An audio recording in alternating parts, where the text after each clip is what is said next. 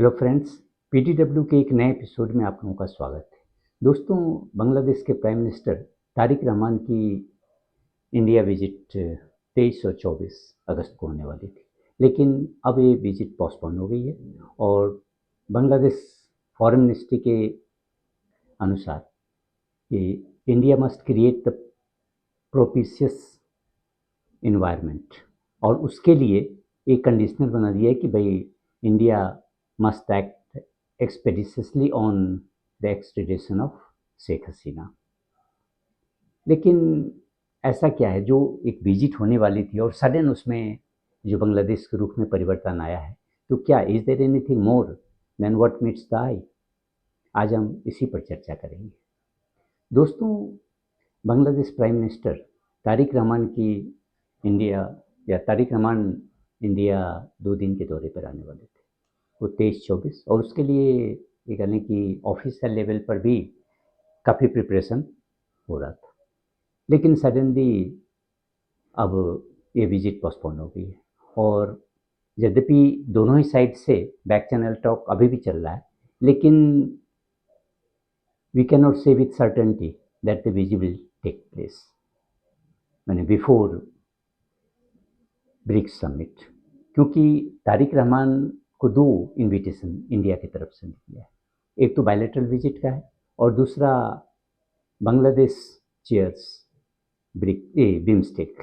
तो बिम्स्टेक के एक चेयरमैन की कैपेसिटी में भी तारिक रहमान को ब्रिक्स के आउटरीच सेशन को अटेंड करने के लिए इनविटेशन गया है। लेकिन 5 अगस्त को ये देखें कि जब शेख हसीना का जो ये वर्चुअल प्रेस कॉन्फ्रेंस हुआ, उसके बाद अगर आप देखें कि बांग्लादेश जो फॉरेन मिनिस्ट्री, उसका जो रिएक्शन है वो दैट वाज म्यूटेड। वो ऐसा नहीं था कि बहुत हार्श लैंग्वेज वो यूज किया और उसका रिएक्शन जो काफ़ी माने स्ट्रॉन्ग रहा। They were just express their disappointment over India allowing Sheikh Hasina to hold press conference. लेकिन आप देखें कि ग्रेजुअली बिगिनिंग में तो ये इनिशियल एक्शन था, लेकिन सडनली आफ्टर सम टाइम ये जो फॉरेन मिनिस्ट्री के स्टेटमेंट में और उसके लैंग्वेज में काफ़ी चेंज आया। पहले जो सिंपल एक्सप्रेशन ऑफ डिसअपॉइंटमेंट था, उसके बाद अब देखें कि now they have made it conditional कि भाई इंडिया को ये जो शेख हसीना का एक्सट्रेडिशन, उससे तो माने उस पर एक फाइनल डिसीजन लेना है, और उसके बाद की जो भी उस्मान हैदी जो स्टूडेंट लीडर थे, उसके किलर्स को भी एक्सट्रेडिट करना होगा। तो जहाँ तक उस्मान हैदी की बात है और उसके किलर्स की, तो in fact India went out of the way to apprehend the killers. ऐसा नहीं है कि हाँ इंडिया को उसमें कोई इंटरेस्ट। इनफैक्ट इंडिया कहने कि बांग्लादेश को to keep it in good humour कि भाई आप जिसकी तलाश में उसमें ने, और सुनर और later they will be handed over to Bangladesh, उसमें तो कहीं कोई है। लेकिन शेख हसीना की जहाँ तक बात आती है, तो शेख हसीना, बांग्लादेश को भी पता है कि शेख हसीना का जो एक्सट्रेडिशन है वो this is not a simple straight forward. अगर आप देखें कि बांग्लादेश से वो शेख हसीना आई कैसे, अगर जो बांग्लादेश का जो आर्मी चीफ है, तो उसने ही तो शेख हसीना को वहाँ से भागने में मदद की। तो उस स्थिति में there must be some conditions attached. तो ये इतना सिंपल नहीं है जितना कि देखने में। लेकिन सबसे जो इम्पोर्टेंट बात है कि इंडिया और even the Sheikh Hasina, it has become a part of domestic politics. अगर आप देखें कि ये जो जुलाई अपराइजिंग हुई 2024 में, तो उसके बाद वहाँ के जो इस्लामिस्ट है, उसका इन्फ्लुएंस काफ़ी बांग्लादेश के डोमेस्टिक पॉलिटिक्स में बढ़ गया, और उसके कारण ये जो एंटी इंडिया फीलिंग, और इनफैक्ट ये जो जमात और उसके जो सहयोगी पार्टीज़ हैं, उन लोगों को लग रहा है कि भाई इंडिया, अगर हम जैसे ही गवर्नमेंट का स्टैंड को अगर हम देखें कि गवर्नमेंट अगर इंडिया के साथ से अपने डिप्लोमेटिक रिलेशन को नॉर्मलाइज करती है तो उसको हम as a surrender of sovereignty to India उस तरह से हम दे सकते हैं। यानी ये हम इसको इस तरह से प्रोजेक्ट कर सकते हैं कि BNP has sold Bangladesh sovereignty to India, यानी एक नेशनलिस्ट स्टैंड वो ले गए। और उसी के कारण अगर आप इसके भी पहले देखें कि जिस समय इंडियन हाई कमिश्नर जो दिनेश त्रिवेदी हैं उनकी मुलाकात तारिक रहमान से होती है, तो उसके जस्ट एक दिन बाद जो एनसीपी के जो चीफ नाहिद इस्लाम हैं उन्होंने कहा कि भाई the government should not take any initiative to establish normal diplomatic relation with India until Sheikh Hasina is extradited. तो वहीं से क्योंकि इस्लामिस्ट ये जो हार्ड लाइनर्स हैं इन लोगों ने शेख हसीना के एक्सट्रेडिशन को एक कंडीशनल और एक कहते हैं prerequisite for normalisation of diplomatic ties between India and Bangladesh इसको बना दिया। तो अब है कि बीएनपी भी अपने को उसी रूप में ऐसे दिखाना चाहती है, वो करती वो ये बात को शो कर देती है कि वी आर नॉट सरेंडरिंग और we are not submissive before India. तो अपने आप को इंडिया के सामने स्ट्रॉन्ग प्रेजेंट करने के लिए ये बीएनपी को भी मजबूरी होती है कि they are now fighting against Jamaat and NCP on the flank of this Islamist. तो उसके कारण ये आया। और ये केवल उसी के बीच में नहीं है कि बीएनपी एंड जमात के बीच का टक्कर है। अगर आप देखिए कि बीएनपी के अंदर भी एक डिवीजन पैदा हुआ और उसमें खास करके दो, एक जो फॉरेन पॉलिसी एडवाइज़र हैं हुमायूं कबीर, एक तो उनका खेमा है और दूसरी तरफ वहाँ के जो फॉरेन मिनिस्टर हैं खलील रहमान उनका है। तो खलील रहमान का जो अप्रोच है इंडिया के प्रति वो बड़ा ही प्रैग्मेटिक है। वो इस बात को समझते हैं कि किस तरह से ये बांग्लादेश को इंडिया की कितनी ज़रूरत है और कितने सारे इश्यूज हैं जो which needs to be resolved with the cooperation of India। अगर इंडिया से हम रिलेशन को स्ट्रेन करके रखें तो Bangladesh will be at it will have to pay a severe cost for that. और वहाँ की जो फॉरेन पॉलिसी माने एक्सटर्नल अफेयर्स जो ब्यूरोक्रेसी है they are also on the same page, क्योंकि वो भी हाईलाइट करते हैं कि भाई एक तो इशू ऐसे बहुत सारे इशूज हैं। सबसे पहले अब देखें कि ये Ganga water treaty that is set to expire in December और अभी तक उस पर कोई कहें कि डिसीजन नहीं लिया गया for the further extension of this treaty. दूसरी तरफ आप देखें कि करीब 54 ट्रांस बाउंड्री रिवर्स हैं, तो उसके शेयरिंग ऑफ वाटर्स की बात है।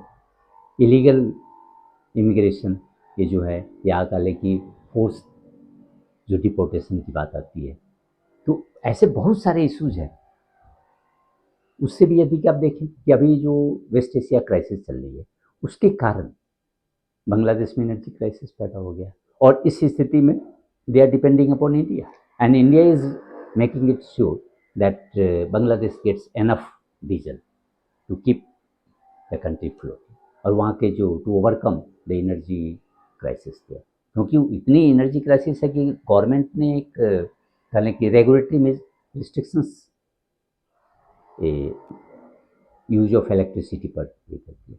और जितने भी मॉल्स हैं या दुकान है या कल्चरल इवेंट्स है they have to open between 11 to 8 PM।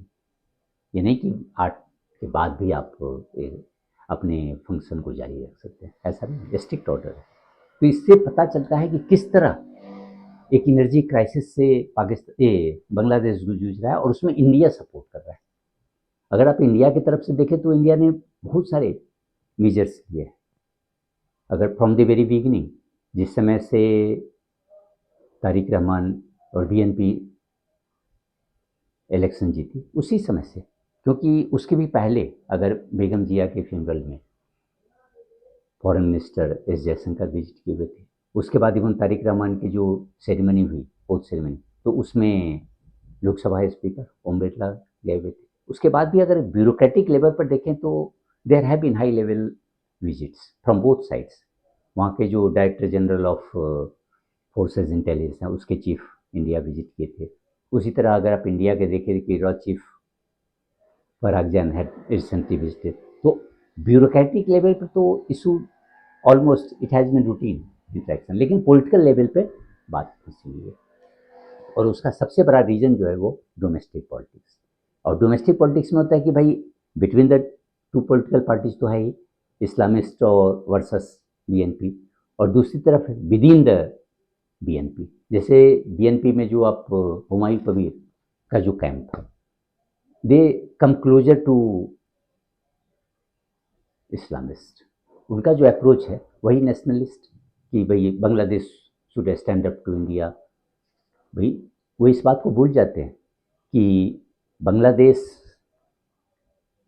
बहुत सारी चीज़ों के लिए इंडिया पे डिपेंडेंट है, और यदि ये टाइज में अगर दोनों के रिलेशन में स्ट्रेन हुआ तो it won't harm India more economically, लेकिन हाँ इंडिया को स्ट्रेटजिकली बहुत बड़ा लॉस होगा, क्योंकि that will open the space for China and Pakistan. लेकिन इकोनॉमिक फ्रंट पर है कि बांग्लादेश को काफ़ी नुकसान हुआ। इसीलिए देखिए कि अभी एक चैनल को इंटरव्यू भी दिया है हुमायूं कबीर ने, तो उसमें उन्होंने कहा कि Bangladesh is open to joining Mecca pact. तो ये सारे जो हुमायूं कबीर का जो खेमा है, ये समझता है कि भाई हम डिप्लोमेसी को यूज करके, यानी इंडिया के जो भी एंटी अगर कहने की कंट्रीज है, फोर्सेज है, उसके साथ हमारा रिलेशन, हम अपने को थोड़ा सा क्लोजनेस बढ़ाएं, और उसके कारण हुआ कि India will come under pressure. इसीलिए तारिक रहमान की भी विजिट अगर हुई है, फर्स्ट नॉर्मली होता था कि बांग्लादेश के जो प्राइम मिनिस्टर है वो इंडिया विजिट करते थे, that was the settle convention. लेकिन इस बार इंडिया नहीं विजिट किया वो। यद्यपि वेरी फर्स्ट डे जिस समय प्राइम मिनिस्टर मोदी ने कंग्रेचुलेट किए तारिक रहमान को, तो उस समय ही हैड ऑफर्ड इनविटेशन और invite to Rahman to visit India. लेकिन उसके बावजूद तारिक रहमान की जो फर्स्ट विजिट हुई है मलेशिया, फिर उसके बाद चाइना हुई। अब इंडिया के फ्रंट पर तो सस्पेंस अभी भी बना हुआ है कि भाई विजिट होगी या नहीं।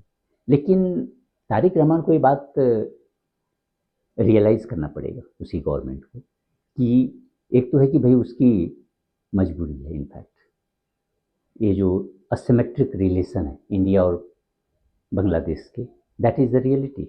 ऐसा नहीं है कि हाँ आप ओवरनाइट एकदम तैयार हो जाए कि नहीं नहीं we won't give any importance to India, we won't have any ties with India.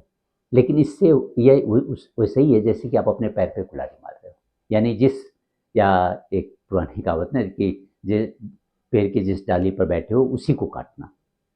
क्योंकि इंडिया मैंने बहुत सारे जो आपके टेक्सटाइल एक्सपोर्ट्स हैं, उसके लिए जो इसेंशियल रॉ मटेरियल वो that is goes from India. उसके अलावे अगर आप देखें कि बहुत सारी चीज़ें, इवन अगर ये जो वाटर डिपेंडेंस है, यानी शेयरिंग ऑफ ट्रांसबोर्डर रिवर्स, अगर ये भी आप इंडिया के साथ अगर आपका रिलेशन अच्छा नहीं रहा तो you won't get a fair deal. ये तो आप देख ही रहे हैं कि भाई पाकिस्तान के साथ क्या स्थिति हुई है और किस तरह से पाकिस्तान जूझ रहा है कि India has put Indus water in abeyance. तो उसके कारण पाकिस्तान कुछ नहीं कर पा रहा है, वो केवल मल्टीलेटरल फोरम पर इशू को हाईलाइट करता है, लेकिन that is not going to solve the problem. They will have to come to the negotiating table, or they will have to accede to the demands by India. उसी तरह बांग्लादेश को ये जो ग्राउंड रियलिटी है उसको समझना पड़ेगा। अदरवाइज ये जो रिलेशन है it will be in fact harmful to both sides. India के लिए भी ये काफ़ी स्ट्रेटजिक लॉस हो, इकोनॉमिकली तो नहीं हो उतना, लेकिन स्ट्रेटजिकली इंडिया, और इनफैक्ट एक समय था कि भाई इंडिया बांग्लादेश के साथ अपने रिलेशन को एक टेम्पलेट के तौर पर प्रोजेक्ट करता था। लेकिन ये इसमें इंडिया को कोई बहुत उतावला होने की ज़रूरत नहीं। It has already taken several measures, और कहने की कॉन्सिलेटरी में जो अप्रोच होता है इंडिया के साथ, इंडिया की तरफ से, वो ऑलरेडी हुआ है। तो now India has to maintain strategic patience, क्योंकि सिमिलर इंसिडेंट हुआ था मालदीव्स के साथ। ये जो मोइजी जब प्रेसिडेंशियल इलेक्शन जीत करके आए थे, तो उसके बाद वो भी, क्योंकि उनका जो प्लान ही था भाई इंडिया आउट, कैंपेन के बेसिस पर इलेक्शन जीते थे। लेकिन आफ्टर विजिटिंग अदर कंट्रीज, क्योंकि वहाँ भी यही ट्रेडिशन था कि भाई जो भी वहाँ के जो प्रेसिडेंट होते थे मालदीव्स के, वो उसकी फर्स्ट विजिट इंडिया होती थी। लेकिन उन्होंने इस ट्रेडिशन को ब्रेक किया। फिर उसके बाद वो टर्की गए, सऊदी अरेबिया गए, चाइना गए। इनफैक्ट चाइना से आने के बाद वो इंडिया के अगेंस्ट में काफ़ी क्रूड रिमार्क्स भी दिए कि we can not be fully. तो इस तरह से, लेकिन अब एक समय आया जब उसे ज़रूरत पड़ी, और जब उन मालदीव्स की स्थिति इकोनॉमिकली काफ़ी प्रिकेरियस हुई, तो China didn't come forward to help them out. It is India which extended generous aid to Maldives to overcome their problems. तो अल्टीमेटली आपको नेबर ही हेल्प करेगा, और स्पेशली जो large neighbour who has the capacity to help you in various fields, तो उसके साथ आपको relation अच्छा करना ही होगा, नहीं तो ultimately it is going to remain. ये बाहर से आप, अगर जैसे कि भाई बांग्लादेश क्या है, अगर मक्का पैक्ट ज्वाइन भी कर लेता है तो उसमें क्या है, इंडिया को क्या फ़ायदा या नुकसान होगा? कुछ नहीं। ये सारा नुकसान आपको होगा, क्योंकि Bangladesh is not facing any existential threat from India और अदर कंट्रीज।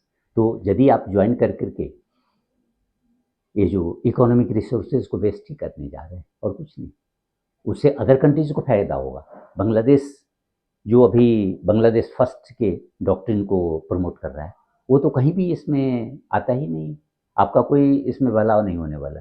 तो इंडिया को तो बस अपने तरफ से ये होना चाहिए कि they should take the initiative, that's all. Man, it's not go out of the way to placate Bangladesh concerns. It should maintain a strategic presence. That's all.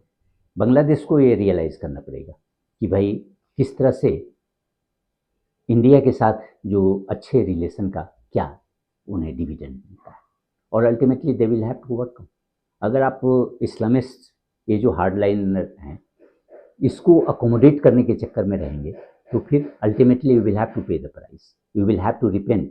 क्योंकि एक बार अगर आप ये जमात इस्लामी और सब के जो माने you can not play the game on their front, वो तो मास्टर और वो आउट ऑफ पावर है, they are the in a position, so ultimately it will harm you.